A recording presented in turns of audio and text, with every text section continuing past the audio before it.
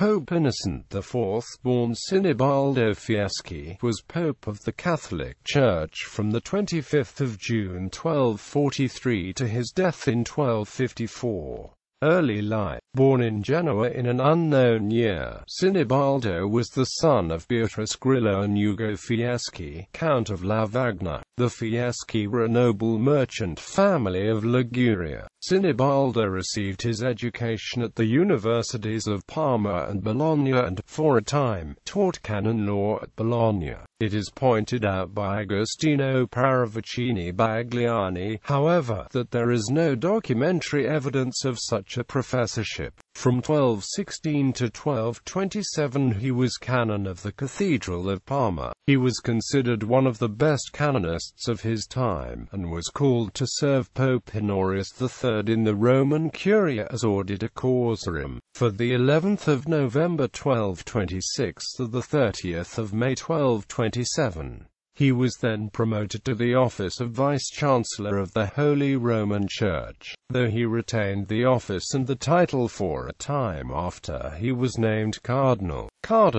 Vice-Chancellor Sinibaldo Fieschi was created Cardinal Priest of San Lorenzo in Lucena on the 18th of September 1227 by Pope Gregory IX. He later served as Papal Governor of the March of Ancona from the 17th of October 1235 until 1240. It is widely repeated from the 17th century on that he became Bishop of Albenga in 1235, but there is no foundation to this claim. Innocent's immediate predecessor was Pope Celestine IV, elected the 25th of October 1241, whose reign lasted a mere 15 days. The events of Innocent IV's pontificate are therefore inextricably linked to the policies dominating the reigns of Popes Innocent III, Honorius III and Gregory IX. Gregory had been demanding the return of portions of the Papal States taken over by Holy Roman Emperor Frederick II when he died. The Pope had called a general council so he could depose the Emperor with the support of Europe's spiritual leaders. But Frederick had seized 2 cardinals traveling to the council in hopes of intimidating the Curia. The 2 prelates remained incarcerated and missed the conclave that immediately elected Celestine. The conclave that reconvened after his death fell into camps supporting contradictory policies about how to treat with the emperor. New pope, same emperor. After a year and a half of contentious debate and coercion, a papal election finally reached a unanimous decision. Cardinal de Fieschi very reluctantly accepted election as Pope the 25th of June 1243, taking the name Innocent IV. As Cardinal de Fieschi, Sinibaldo had been on friendly terms with Frederick, even after his excommunication. The emperor also greatly admired the cardinal's wisdom, having enjoyed discussions with him from time to time. Following the election, the witty Frederick remarked that he had lost the friendship of a cardinal but made up for it by gaining the enmity of a pope. His jest notwithstanding, Frederick's letter to the new pontiff was couched in respectful terms, offering Innocent congratulations and success, also expressing hope for an amicable settlement of the differences between the empire and the papacy. Negotiations leading to this objective began shortly afterwards, but proved abortive. Innocent refused to back down from his demands. Frederick II refused to acquiesce, and the dispute continued, its major point of contention being the reinstatement of Lombardy to the patrimony of St. Peter. The emperor's machinations caused a good deal of anti-papal feeling to rise in Italy, particularly in the Papal States, and imperial agents encouraged plots against papal rule. Realizing how untenable his position in Rome was growing, Innocent IV secretly and hurriedly withdrew, fleeing Rome on the 7th of June 1244. Traveling in disguise, Innocent made his way to Sutri and Civitavecchia, to Genoa, his birthplace, where he arrived on the 7th of July. for there, on the 5th of October, he fled to France, where he was joyously welcomed, making his way to Lyon, where he arrived on November 29, 1244. Innocent was happily greeted by the magistrates of the city, finding himself now in secure surroundings and out of the reach of Frederick II. Innocent summoned, in a sermon preached on December 27, 1244, as many bishops as could get to Lyon, to attend what became the 13th General Council of the Church, the first to be held in Lyon. The bishops met for 3 public sessions, the 28th of June, the 5th of July, and the 17th of July 1245. The principal business was to subjugate the Emperor Frederick II, compromise on the Talmud. The earlier Pope, Gregory IX, had issued letters on the 9th of June 1239, ordering all the bishops of France to confiscate all Talmuds in the possession of the Jews. Agents were to raid each synagogue on the first Saturday of Lent of 1240, and seize the books, placing them in the custody of the Dominicans of the Franciscans. The Bishop of Paris was ordered to see to it that copies of the Pope's mandate reached all the bishops of France, England, Aragon, Navarre, Castile and Leon, and Portugal. On the 20th of June 1239, there was another letter addressed to the Bishop of Paris, the prior of the Dominicans and the minister of the Franciscans, calling for the burning of all copies of the Talmud, and any obstructionists to be visited with ecclesiastical censures. On the same day he wrote to the King of Portugal ordering him to see to it that all copies of the Talmud be seized and turned over to the Dominicans, or Franciscans. Louis IX, King of France, on account of these letters held a trial in Paris in 1240, which ultimately found the Talmud guilty of 35 alleged charges. 24 cartloads of the Talmud were burned. Initially, Innocent IV continued Gregory IX's policy. In a letter of the 9th of May 1244, he wrote to King Louis IX, ordering the Talmud and any books with Talmudic glosses to be examined by the regent doctors of the University of Paris, and if condemned by them, to be burned. However, an argument was presented that this policy was a negation of the Church's traditional stance of tolerance toward Judaism. On the 5th of July 1247, Pope Innocent wrote to the bishops of Germany and the bishops of Gallia that, because both ecclesiastical and lay persons were lawlessly plundering the property of the Jews, and falsely stating that at Easter time they sacrificed and ate the heart of a little child, the bishops should see to it that the Jews not be attacked and molested because of these or other reasons. In the year 1247, in a letter of the 2nd of August to King Louis of France, he reversed his stance on the Talmud, and wrote letters to the effect that the Talmud should be censored rather than burned. Innocent IV's words were met with the disapproval of Odo of Châteauroux, Cardinal Bishop of Tusculum and former Chancellor of the University of Paris. Nonetheless, Pope Innocent IV's policy was continued by subsequent popes. First Council of Lyon. The First Council of Lyon of 1245 had the fewest participants of any general council before it. However, 3 patriarchs and the Latin Emperor of Constantinople attended, along with about 150 bishops, most of them prelates from France and Spain. They were able to come quickly, and Innocent could rely on the help. Bishops from the rest of Europe outside Spain and France feared retribution from Frederick, while many other bishops were prevented from attending either by the invasions of the Mongols in the Far East or Muslim incursions in the Middle East. In session, Frederick II's position was defended by Taddeo of Suessa, who renewed in his master's name all the promises made before, but refused to give the guarantees the Pope demanded. Unable to end the impasse, Taddeo was horrified to hear the fathers of the council solemnly depose and excommunicate the emperor on the 17th of July, while absolving all his subjects from allegiance.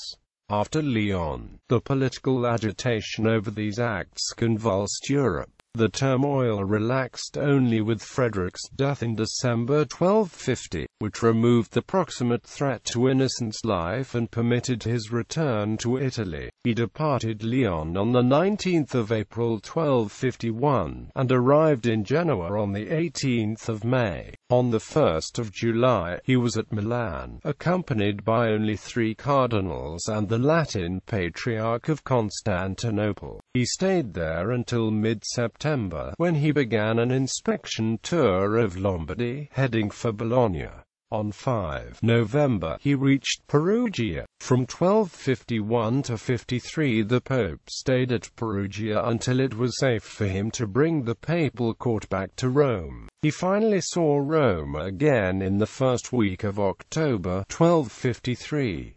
He left Rome on the 27th of April 1254, for Assisi and then Anagni. He immediately threw himself into the problems surrounding the succession to the possessions of Frederick II, both as German Emperor and as King of Sicily. In both cases, Innocent continued Pope Gregory IX's policy of opposition to the Hohenstaufen, supporting whatever opposition there could be found to that house. This papal stance embroiled Italy in one conflict after another for the next 3 decades. Innocent VI himself, following after the papal army which was seeking to destroy Frederick's son Manfred, died in Naples on the 7th of December 1254. While in Perugia, on the 15th of May 1252, Innocent IV issued the papal bull Ad Extirpanda, composed of 38 laws, and permitting the torture of heretics.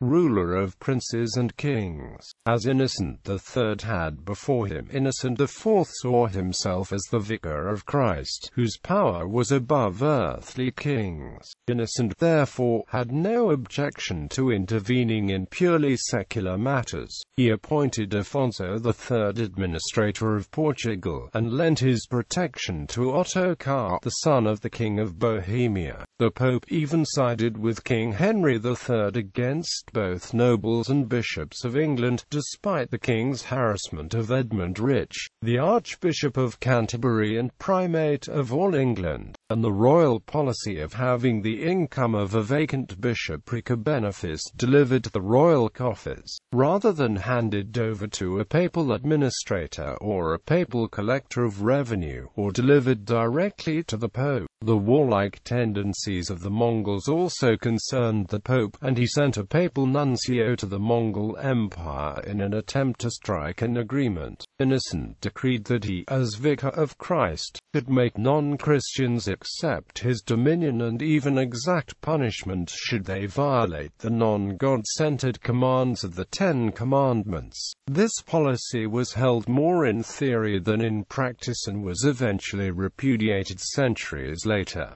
Vicar of Christ. The papal preoccupation with imperial matters and secular princes caused the spirituality of the Church to suffer. Taxation increased in the papal states and the complaints of the inhabitants grew loud and hot. In August 1253, after much worry about the order's insistence on absolute poverty, Innocent finally approved the rule of the Second Order of the Franciscans, the Poor Clares, founded by Saint Clare of Assisi, the great friend of St. Francis.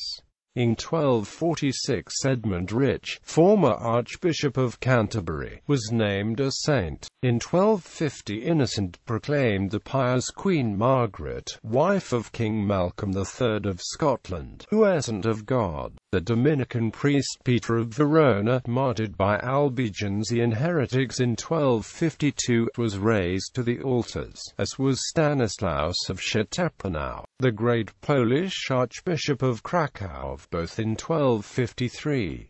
Creation of the concept of persona ficta. Innocent IV is often credited as helping to create the idea of legal personality, persona ficta as it was originally written, which has led to the idea of corporate personhood. This allowed monasteries and universities the ability to act as a single legal entity, allowing for their existence to be more continuous and for monks pledged to poverty to nonetheless be part of an organization that could own infrastructure. But as fictional people, they could not be excommunicated or considered guilty of delict, that is, negligence to action that is not contractually required. This meant that punishment of individuals within an organization would reflect less on the organization itself as it would if the person running such an organization was said to own it rather than be a constituent of it, and was meant to provide stability.